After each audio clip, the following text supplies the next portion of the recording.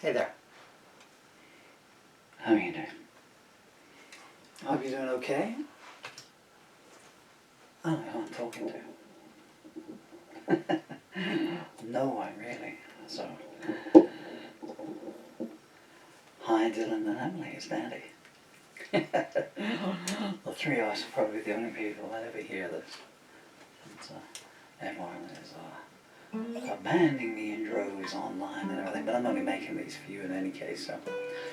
So if anyone is watching this on YouTube and is expecting anything enthralling, I'm very sorry. I'm just going to sing a song called While the Bridge is Burning, and I'm going to try and do this a slow acoustic version, because I did a slow acoustic version of River and Me yesterday, and I thought, oh, it's kind of nice. It was never like that, you know, but I figured, you know, well, the fast versions exist online. If anyone wants to say, oh, we don't play it like you used to. How I used to is available online. Even the studio recording of it is up there with all the multiple guitars, although it doesn't sound anything like it should do, because the only way I could do it was to put that up there, put the CD into the unit, play it through the 4 speakers. And I was listening back to it on YouTube, and the sound is so compressed, it's just like, you know, it's just, and you can just hear this tiny bit. I'm thinking, when you sit here in the room and listen to it coming out of there, you know, you can hear all the guitars and the organ and the drum and the bass and everything else that I'm playing on there. Xylophone, warthog's knees, a couple of kitchen sinks, and it's just not there. But, so, you know, but I was always more about is the melody there? In other words, anyway, Dylan and Emily, I have no idea what the day is today, but this is the day that your PS5 is arriving. In fact, it should be just with you about now, I guess. It's going to be around 3 p.m. in the afternoon, I suppose. My fingers will seize up soon, so I better start going. There's no feeling in them, so I can't feel the strings anymore, so I'm trying to, you know, how did that used to go? That's where an E used to be, and I'm hoping it's in the right place, and I'm hoping I'm pressing them in enough. Let's put some glasses on. Yanking away here like no tomorrow.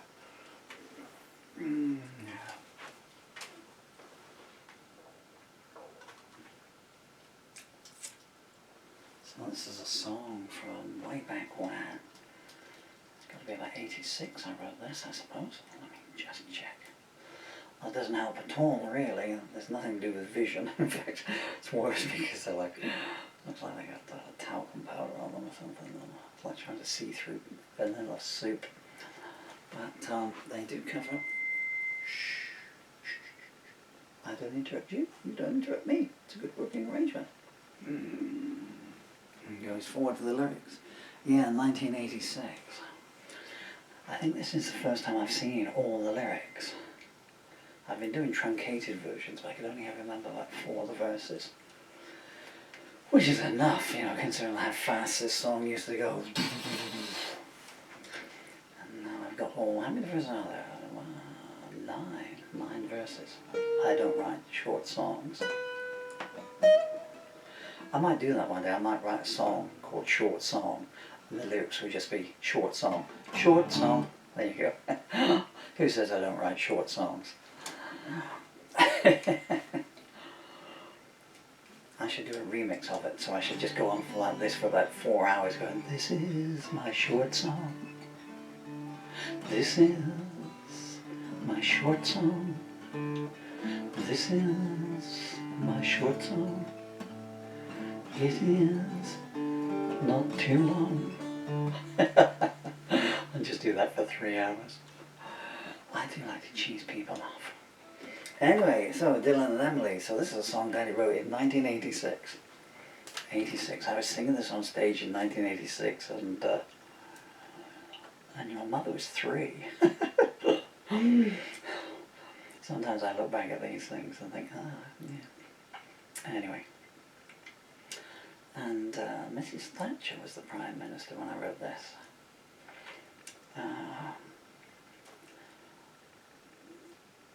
I'm not one to guide anyone's political views, but let's just say that Daddy didn't really agree with a lot of what she did. I don't agree with a lot of politicians of any faith do, because they do nothing really. But sometimes you can do less than nothing. So this is again back in Daddy's parable days. I used to be a farmer. Oh yes, I was very big on parable farming. Once upon a time there were 2 tractors. Parable farming. The birds are outside there. My seagull came back. You know, guys, I told you the other day that I'd thrown the bread out for the birdies first thing in the morning, and there was a huge seagull that turned up. I think I got some photos of it, although I've not put them up anywhere. And I thought that would just be a one-off, you know. I'd never seen a seagull there in, how long have I lived here? 50, 40 years? What is it now? 2023. So, I don't know, yeah, 38 years, I guess. Good village when Daddy walked in here for the first time, I drove in. And now, wow. Well, where isn't there racism and hatred these days? Anyway, so this huge gull was back this morning. I'd thrown out about 4 pieces of bread and a scone. I broke up a scone. And all of a sudden, boom, boom, boom, boom. But I was amazed by the beak, because it's got this huge, you know, so it goes like that, and the big hook comes over like that. And how's it going to get it up there? Must have some kind of vacuum system in there, I guess. Should we get on with the song? Let's turn the other camera on. My eyes are seizing up, so that's why I'm talking just a little bit longer now, because I need them to come back. Hey, you're pointing at. Hey, do remember Iron Man? I bought you this costume on bought it on the Friday, and then on the Saturday, you were doing your homework as well. I used to love doing our homework together. Oh, and there's the mask, remember? And the next morning, so on the Saturday you went to, it was holiday time, so it must have been the Friday. And on the Friday you and Emily went into the sports club where we had, was it Emily's 5th birthday, you know, with all the inflatables and everything. And you went in, and there was a soccer club for you, and I don't know what Emily was doing. And you both went in wearing superhero costumes, and you came home without your master. Every time you went and played football, now I think about it, you came home without something, didn't you? Remember? Because the Sunday, that Sunday when you first did the football club on the sports field at the school there on the Sunday, well, there was a brand new coat. That was the first time you'd ever worn it. It was a pretty chilly day. You were in goal, weren't you? And you put your coat down and never saw that again. I did go back the next day just in case someone sort of put it out there, you know, over the goalpost or something. I can't remember if I turned the other camera on. Well, let's go on. Wander over. Yeah, it's been recorded 1 minute 28 seconds. Emily, reading one of my books. What great taste you have. Man, I can't see the words here at all. Okay, so I've got to go vanity. I mean, I can't see the words. I never say lyrics or words then, so I think I say lyrics. And, or I can do it this way, when I can see the words, but I look like garbage. What I might do is I might just, I don't even know why I use the microphone, really. Well, actually I do this time, because I want to use a soft vocal one. Because when I used to play on stage, I'd be all over the shop like this, you know, just walking around. Cables were going everywhere, like, you know.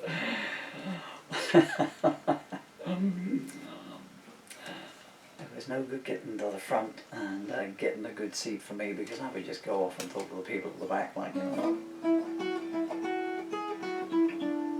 So while the bridge is burning and it's the key of E, I'm just going to reacquaint myself with the lyrics while I do an intro. 212. I got to work out an arrangement. I wanted to do it slow, didn't I? It's going to be hard not to build up to the speed that I used to play it at. 212.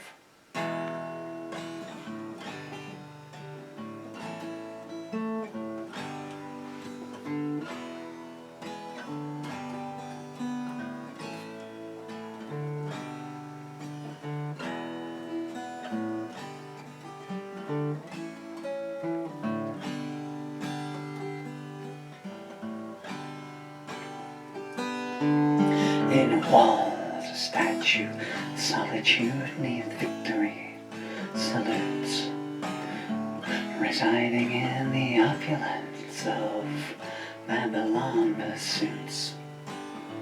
There stands alone one who atones for each forbidden fruit. Scarlet tears fall freely down, abandoning all style, while solitary also rants pay heed to sunset's smile. Betrayed like they recall goats down each relinquished mile. And far away another bridge is burning, falling back from false attacks. The Philistine insists that words are wasted on the deaf, proving prejudice exists. And popes gather in the night with trump cards in their fists, reflecting on experience. I gaze out into space, despising all false-heartedness that remains out of place, and all the jet-black curfew slums that time cannot erase. I'm caring that somewhere a bridge is burning, the barefoot second-best substitute stands ready to abstain, despising plastic guardians whose duty is to refrain, while jam rules hold their hands aloft, insisting white flags explain. Betrayed I stood while those who could have changed course sailed on by, forgetting all that I had learned, but never asking why. As alarm bell smiles flash in the dark, like shooting stars in the sky, and all occurring while the bridge is burning.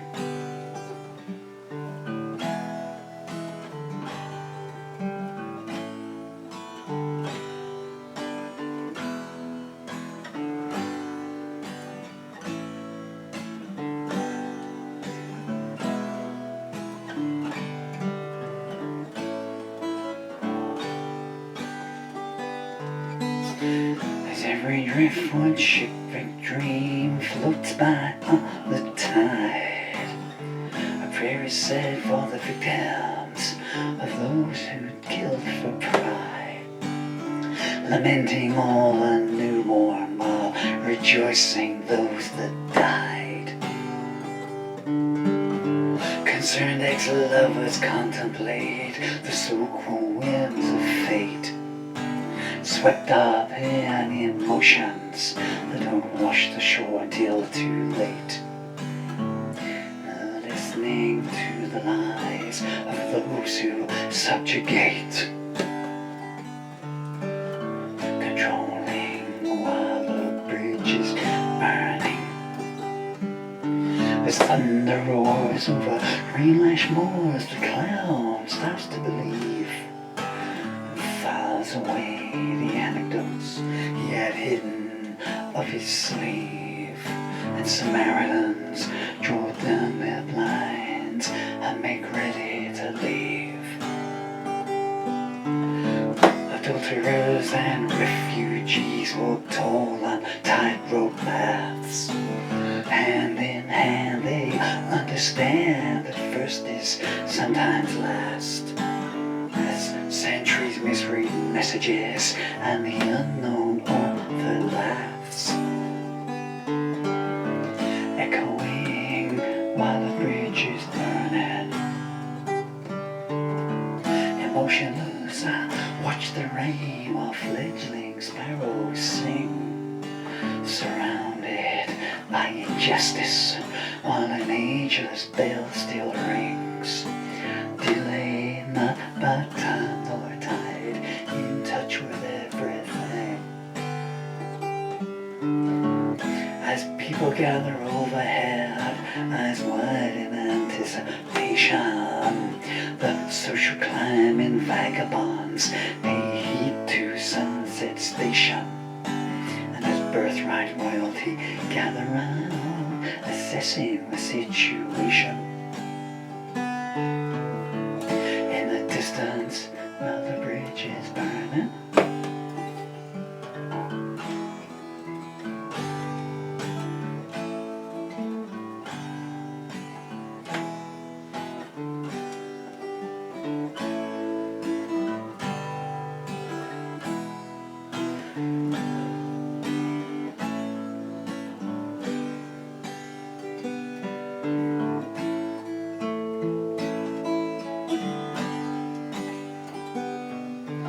Burnt out and disgusted, the weary seek some place to hide, while businessmen draw bayonets to the children by their side, and jewel-toothed oxen auctioneers insist that they decide.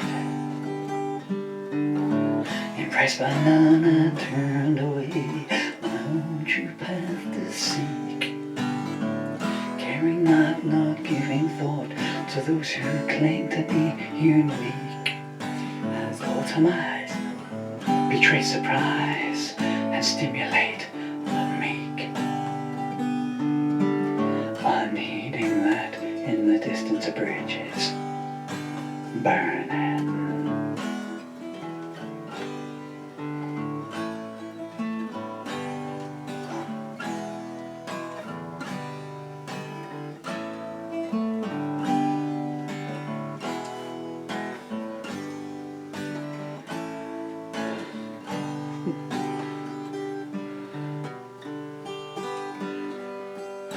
The desperate, deserted mystery curls into a ball and cries.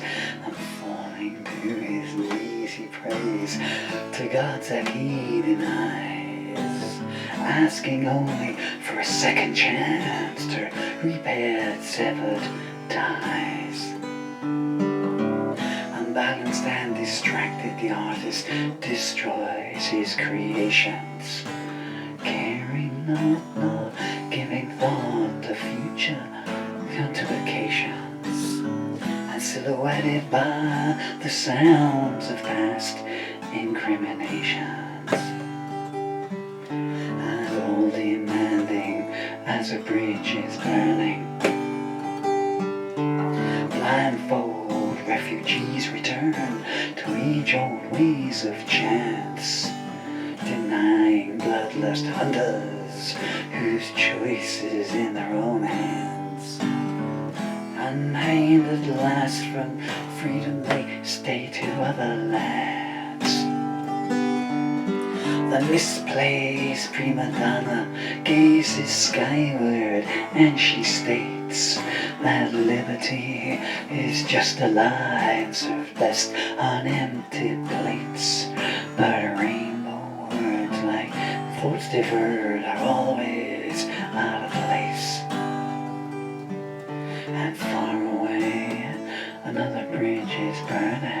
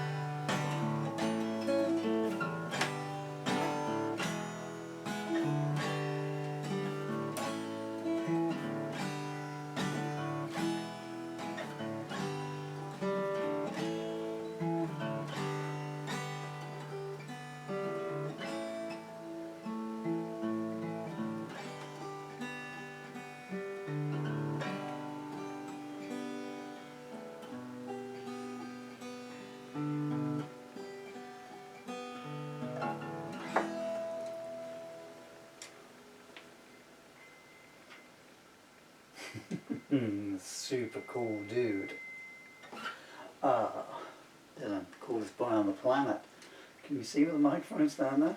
Oh, that was when I bought you, that's your beds, remember when I bought you this Spider-Man? I think it's still there now, isn't it? This must be the first day of your tablet, Emily. And this is you taking photographs, I think.